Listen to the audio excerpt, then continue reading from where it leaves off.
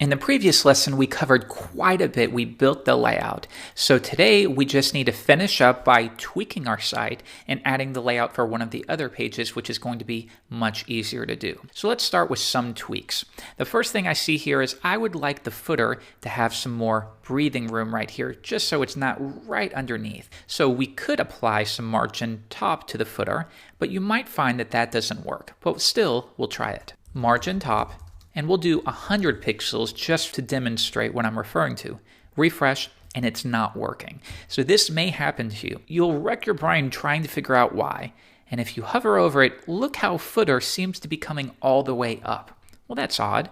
You might be thinking, well, we need to clear it, but it's already being cleared. So what you need to do is see if anything above it is being pushed to the bottom. Hover over main and notice that main, if you look at the tooltip, has a height of 0%. And remember, main's children are all floated. So that means we need to use the clear fix class to make sure it clears or contains all of its children. I'm going to refresh, and now if I hover over it, can you see that has been cleared? And now if we scroll down, we are recognizing that huge margin that we applied. Good, so that was an easy fix. Let's bring this down to around 30 pixels of margin. And the next thing I noticed is that we went through creating the buttons quite quickly. Why don't we spend a little more time? The first thing I noticed is they're all caps, they're white.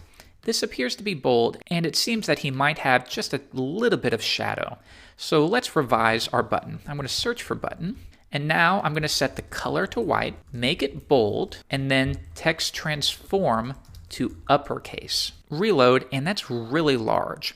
So I see two options. One will be to reduce the font size, or remove that entirely, and maybe he didn't use font weight.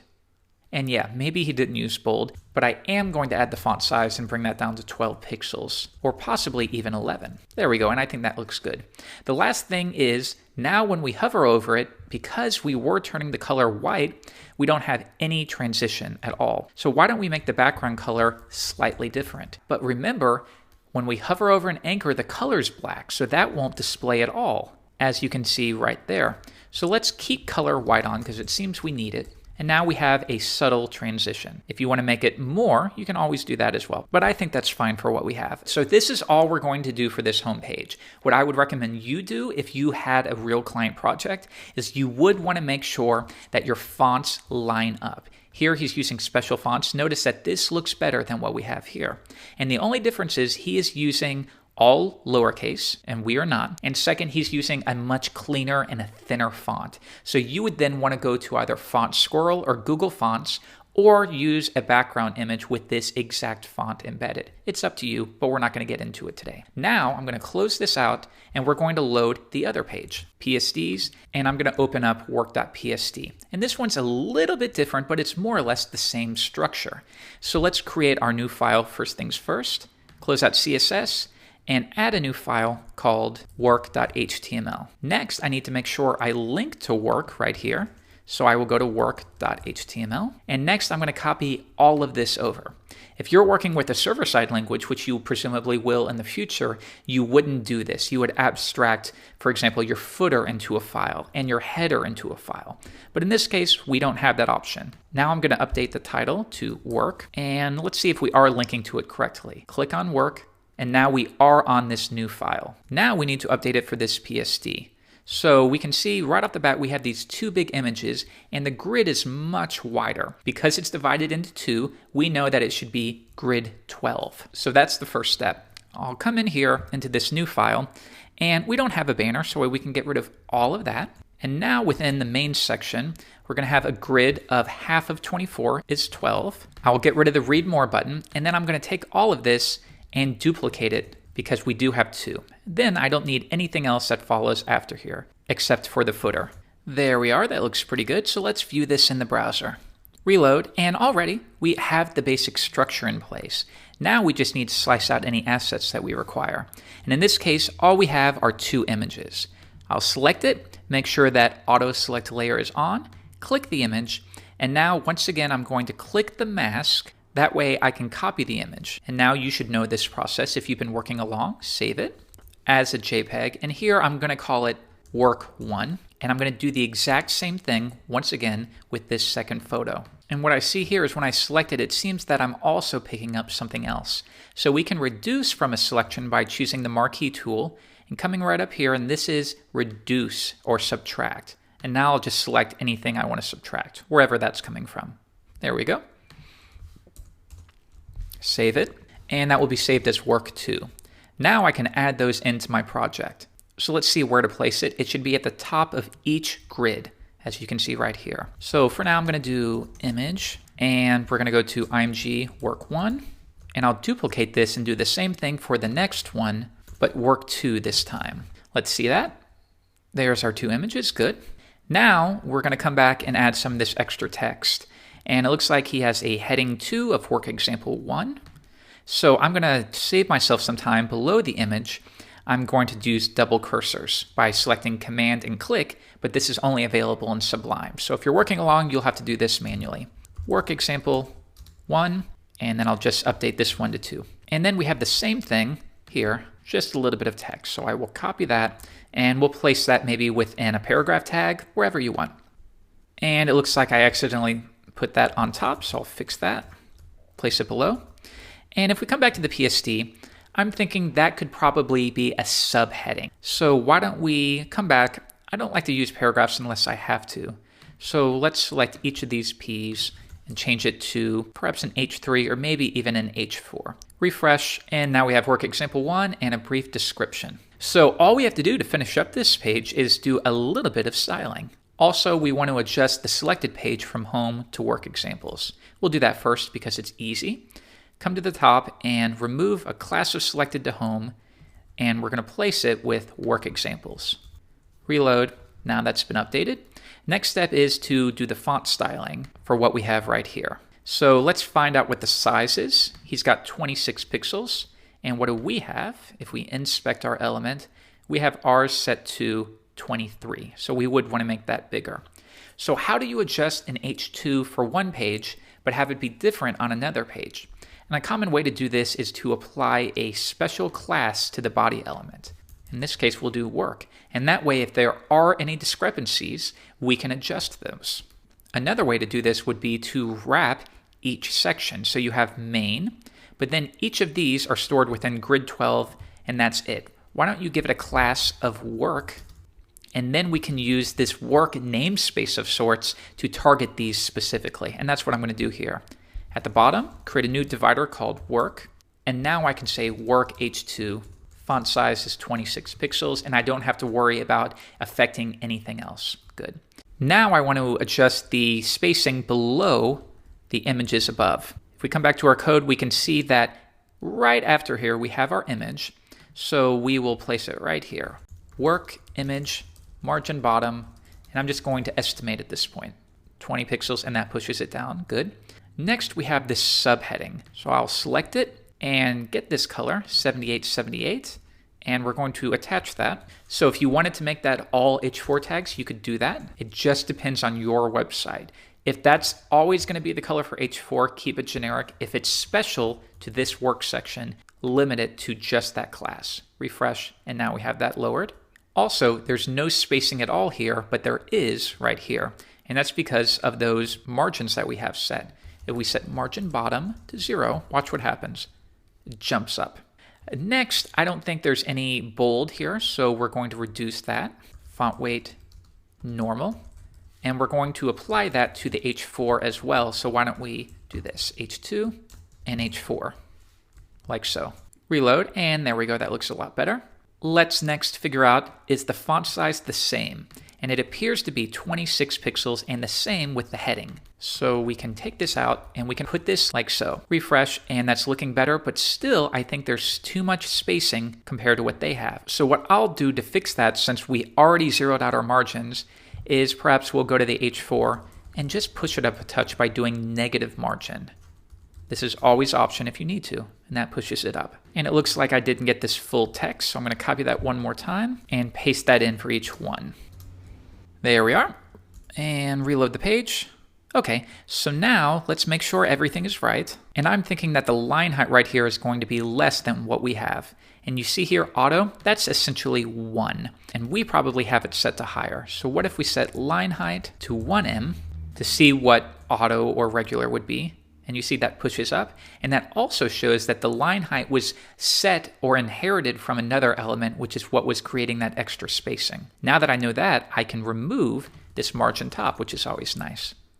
There we go, that looks good. And then at this point, you can modify the line height however you need. And here it does seem to be a little bit higher and there is a border below it. So let's fix that. Line height maybe 1.2. Border bottom is going to be that same divider color. You could even, if you find yourself using this divider often, abstracting that away to its own class. Next, I'm going to set up what the spacing is below this. And it should be the same as what we've done before. And it appears we have 33 pixels right here. So we'll say padding, bottom, 33 pixels. And then what about the margin after that? That seems to be a little higher as well, 30 pixels. So that will be represented by margin. Refresh, and there you go. And we're more or less done with this page. So again, if you are doing this for a real world and a client, you need to make sure that those fonts will be the same because he is using a nice font here. And you can see it really does make a good bit of difference when you have a thin and crisp font as opposed to our default Helvetica or Arial. So now if we want to get back to the home page, we haven't set that link up yet. That's our last step. Home is going to go to index.html. And now we have created a 2-page website. There's home, have your nice layout. You would adjust the fonts for your projects. And then you can link to work examples, and it looks great. And we were able to do this in just a couple hours, and I hope you are working along with me. Now that we've built your first website, we need to deploy this. And the first step you need to do is figure out what is your domain. There are lots of ways to purchase a domain name. You can Google it. One of the most popular, of course, is GoDaddy. A lot of people hate it, but tons more use it. I've used it myself. It's fine for what I need, but if you'd rather use something else, feel free. Right here, you can search for the domain name that you want. Once you find it, go ahead and purchase it. Next step is you need hosting, and there's lots of providers, hundreds upon hundreds. The one I use and I like a lot is called Media Temple. So you can contact them or research it on your own time. You could sign up, and it's generally going to be around $15 to $20 a month for the grid hosting, which is all you need. So once you have created a domain, gotten your hosting, you would want to log in, and in this case, I will use my own credentials. You'll get to see my personal info. And then we would add a new domain or service.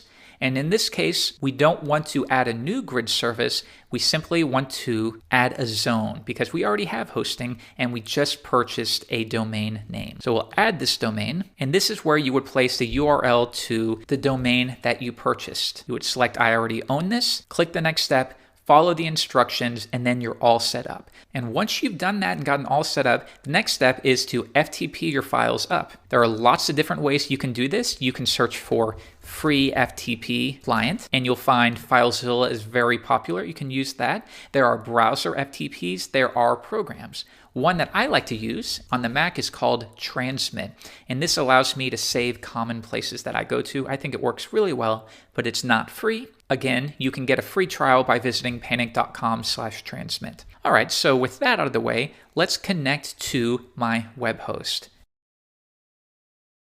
Next, you can see I have various folders in here. I'm going to create a new folder, and we'll call this my website and login. So you would do the same thing, but accessing your FTP account using the credentials that you can get from your web host. They will usually email you.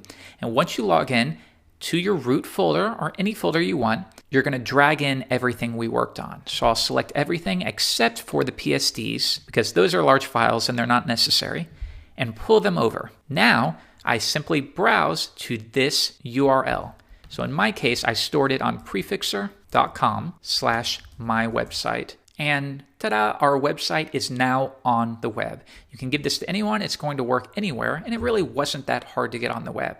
If we decide to make a change, you simply edit the file here. When you're finished, you drag that changed file over, and it will instantly be updated on your web host. We can go to our pages, make sure everything works. There's work.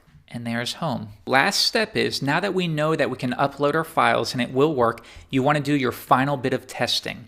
And this is where you're going to view this website in all of the modern browsers. And this is going to include Firefox, Chrome. Chrome and Safari are generally going to be the same, but still check them. In Firefox, you can see It's more or less the same, and this is an advantage that you have being new. Back in the day, it really wasn't always this way. You could view something in Firefox, and it wasn't quite the same in Chrome, and you had to figure out what the differences were and how to fix that. These days, the browsers are quite modern, and they are following best practices. So you would continue to view this in Firefox, Chrome, Safari, Opera if you like, though usage in Opera is only about 2%. It's pretty small. And then you'd want to check this in Internet Explorer 9, 8, and potentially 7 if you want to support a browser that's 2 versions back. That one's up to you. If you have access to Windows, that's the easiest way. Open your Windows computer, access the URL that you've uploaded via FTP, and see if there are any issues. Now, if you are on a Mac, you can use a virtual computer. Now, there's also a website called BrowserStack that's relatively new, and this will allow you to run cross-browser testing. Right now, it's in private beta, but probably by the time you watch it, you'll be able to use it, and it gives you access to all of the various Internet Explorers. And lastly, make sure that you validate your code to see if you missed any HTML closing elements. So we'll do that right now before we finish up. I will visit validator.w3.org, and I will select more options and make sure we're using an HTML5 doc type and specify the address and see if there are any errors, and we passed. Perfect.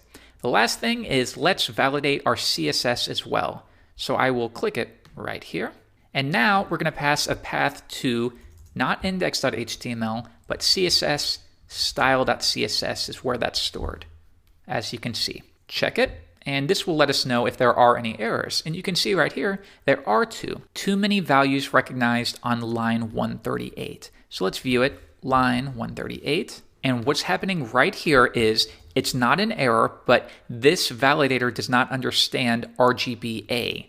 So we know that is correct. We can ignore that one. And it's because we're testing with CSS level 2 instead of level 3. And the same thing right here, unknown pseudo element or pseudo class last child. We know we can do that, the validator just does not understand it. So don't simply change your code for the sake of passing it. We're using this as a test. And our tests show that we've done everything right. So we are finished with our first simple website.